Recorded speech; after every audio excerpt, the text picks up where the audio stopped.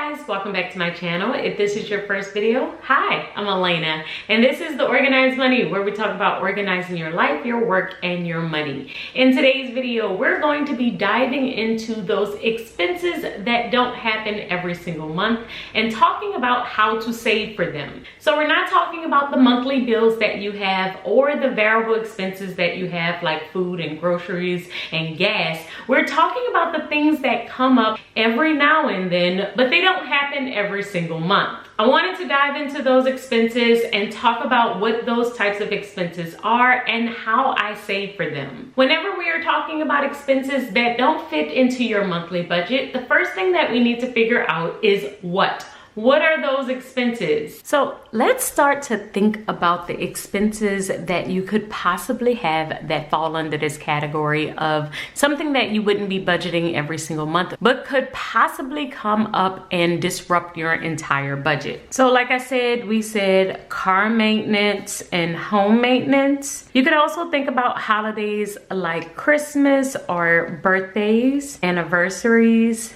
and any other major events that could possibly happen, like any travel that you may do on an annual basis. Other things that I like to add in is shopping, because we usually do this on a quarterly basis. We will purchase a bunch of clothes for the girls as the seasons are changing, so I do like to add in shopping for them. And I also like to do different family things. So we have an entertainment category and we also have a date night category.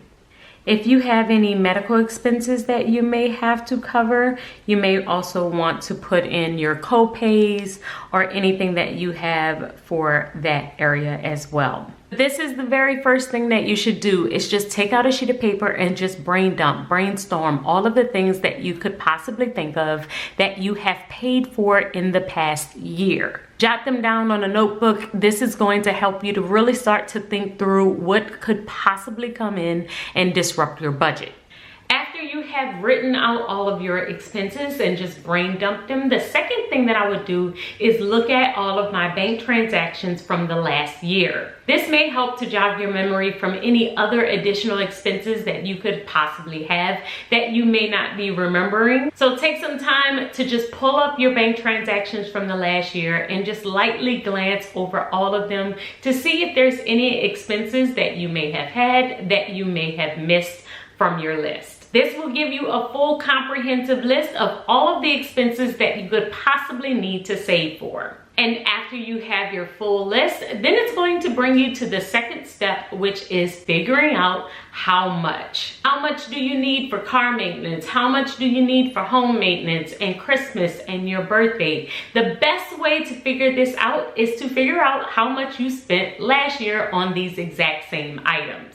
I will usually compare, what did we spend last year on Christmas? How much did we spend on gifts and decorations? I'm adding all of those expenses up, and then that will give me a ballpark amount of what I need to save for this year. So now that we have this full list, I pretty much know exactly how much I have spent on all of these items in the last year.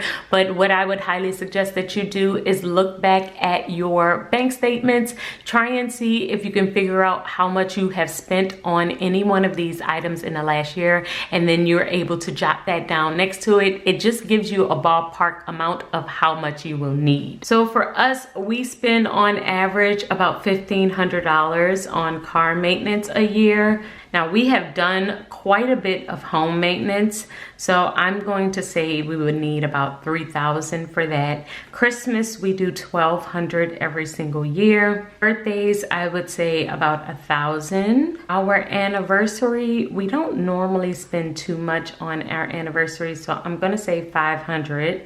For travel, I'm going to put that at $1,500. We do about $400 each quarter. I'm gonna put $1,000 for entertainment, $1,000 for our date nights, and $500 for medical expenses. So during this time, I'm not trying to figure out how much I can actually allocate to each one of these. I'm really just trying to figure out how much I believe I will need in each one of these areas. So when you're thinking this through, don't think about what you can actually contribute. Just try and figure out the bare amount of what you actually need. We'll figure out how to fund it in a later step. But for now, we're just trying to see how much in each one of these areas. Now, after we figured out the amounts, we know exactly how much we need under each category. The very next step is to figure out when do we need this money. Knowing when we need it will help us to know how we're going to be able to save it. So the next thing that you want to do is figure out when. And with some of the categories, you won't know when. When it comes down to car maintenance and home repairs, you don't know when exactly your car is going to break down or when you're going to get a flat tire, but you can estimate some of the other categories like Christmas, your birthday, or your anniversary. So try and estimate all of the ones that you possibly can estimate. Okay, so the next step is to try and figure out when I'm going to need this amount of money. Some of these categories, like I said, you won't know a time frame. Car maintenance, we won't know. For the most part, we won't know when our tires are going to get flat. Now, we could possibly estimate oil changes. We could possibly think about things like that. But for the most part, we won't know when our car is going to break down. Same thing goes for home maintenance or any other types of repair. We won't know that. But we do know that Christmas is on the 25th. You know when birthdays are. For us, we have 4 birthdays, but they are divided up. One is in January, 2 are in July, and then 1 is in May. So I know I'm going to need a fourth of this amount during these times. So half of it will be needed in July, so we'll need 500 in July, and then we will break down the other portion, the other 250, between January and May. For our anniversary, I know we would need that in April. Travel, we won't need this until the end of the year. It will be around November because my husband and I will travel with our kids around the end of the year. For shopping, we like to break it down into quarters. So we're looking at March, June, and September being a large portion of this shopping budget, and then December is usually under our Christmas budget. So once we've written down those time frames, we have figured out what we need to save for, how much we need to save, and when we need to save it. The last piece of the puzzle is to figure out where to save it. Now, I consider all of these savings short-term savings, meaning that we're saving for things that I know I'm going to need in under 1 year. And since it's needed in under 1 year, you want to keep it in a space where you can easily access the money. So for that purpose, I would not keep this in a money market account like I do my long-term savings, my emergency fund, but I would keep this in a space where I can easily transfer the money and easily access it. So I keep my short-term savings in 2 spots. The very first one is cash. So there are certain expenses that I will keep in cash. If you're wondering why on this list am I keeping certain things in cash and certain things I'm not, usually it's based on how I think I'm going to spend the money. So there are multiple types of expenses on this list. Some of them we don't know exactly when we're going to need it. Other ones we know exactly when we're going to need it. With the expenses that I know exactly when I'm going to need it, I usually will try my best to save those in cash. I keep a cash envelope system. This is the notiq cash envelope system. I did an entire video on this system, how it's set up and how you can use it. I will link that video above if you wanted to catch that one. But with this system, I keep all of the categories that I believe I'm going to be able to spend in cash. And these are all items that I am expecting to be out and about and be able to pull the money out in cash. So when it comes down to my car maintenance and my home maintenance, Since I don't know when I'm going to need these items, I don't want to keep them in cash. The biggest reason is because if something happens to my car and I am on the road, I am out and about, then I may not be able to get back to this cash envelope. I might not be able to get home and take out the cash that I have in here to get my car fixed. So for that reason, I do not keep my car maintenance or my home maintenance in cash in this envelope. I only keep items that I know I'm only going to need at a specific amount of time, and I will have time to plan it out. So for instance, when we're talking about Christmas, I know I'm going to need that in the month of December. I know that I'm going to be able to take out cash and go Christmas shopping. Now, there are times where I may need to purchase certain things online. Let's say it's not available in the store, but once again, I do have time to go to the bank to deposit the cash that I have and still have time to make the purchases online with the cash that I have. So when we are talking about the difference between saving in cash and saving it elsewhere, the biggest reason why I will keep certain amounts in cash is if I know I'm going to be able to prep and prepare and deposit the money back if I need to, and be able to save it or spend it in cash. With all of the items that I have on my list, that I have a set time that I know I'm going to need it. So things like Christmas, birthdays, anniversaries, travel, shopping, entertainment, date night, and even my medical expenses. All of these items, I have a specific time frame that I know I'm going to need them. So since that's the case, I save them in cash. So if all of those expenses are saved in cash, then how do I save for my home maintenance and my car maintenance and the other expenses that I don't know when they are coming? For those expenses, I use a checking account that is attached to my other bank accounts. For my car maintenance and my home maintenance, I have another checking account.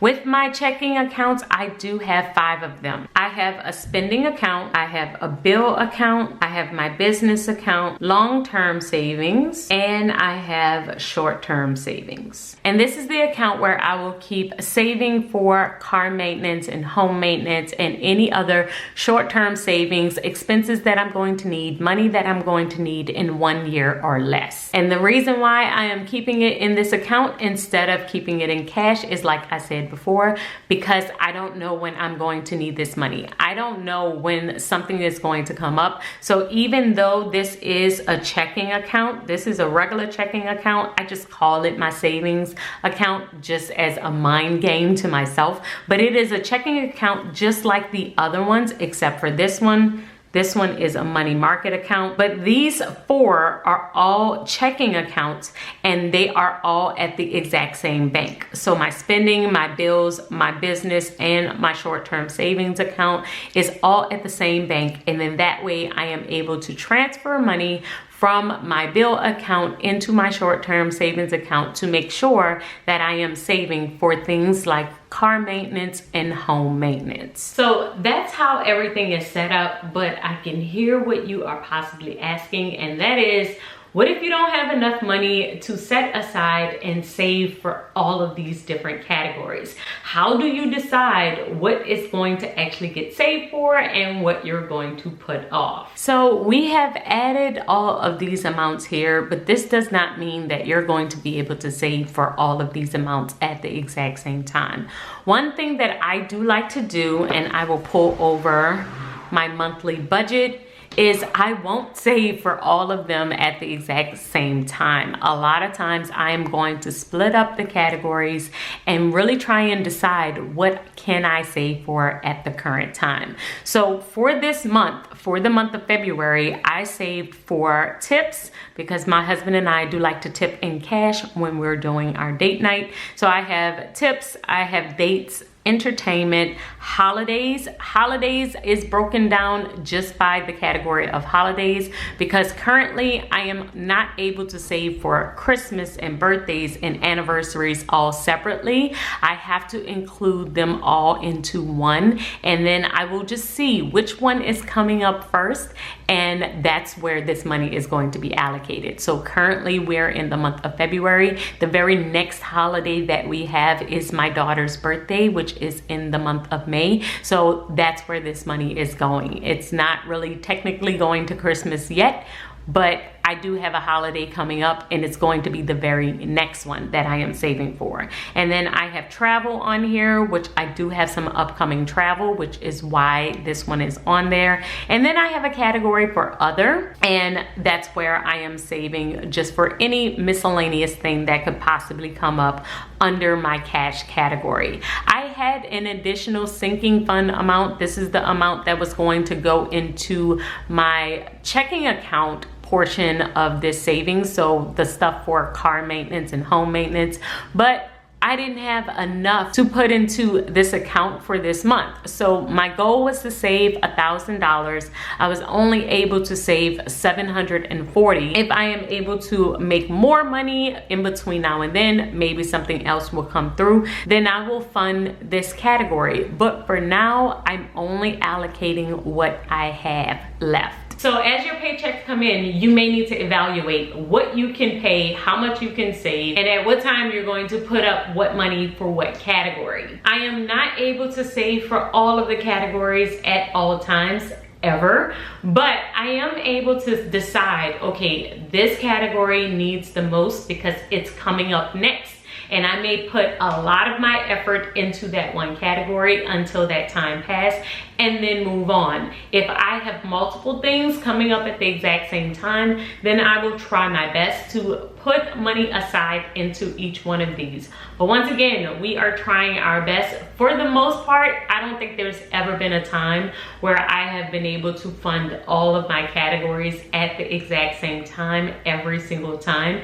Usually I am deciding between multiple categories, but no matter what, even if it's not a fully funded account, even if I don't have all of the money I need, having half is better than having nothing. So yes, you may not be able to save a full $1,000 that you may need for your car, but if you're able to save $700, then it's better to have that $700 and just need to come up with $300 than to save nothing and need to come up with the full $1,000. So I hope that this video will help you as you're preparing your budget, as you're thinking through your system and you're trying to get your finances organized. I love this system. I have been using this system for quite some time, and it really has been working for me to have some extra money on the side whenever I need it. Even if I have to pull from another category to be able to fund something else that I need at this very moment, it really does help me to have money set aside in all of these categories. So let me know in the comments below, how are you saving for unexpected expenses? Do you have extra money that you can set aside, and how do you do it? Do you keep it in cash? Do you keep it in a savings account? Are you doing a little bit of both like I am? I would love to hear from you, and I will see you in my next video. Until then, keep organizing your life so that you can achieve your dreams. Bye guys.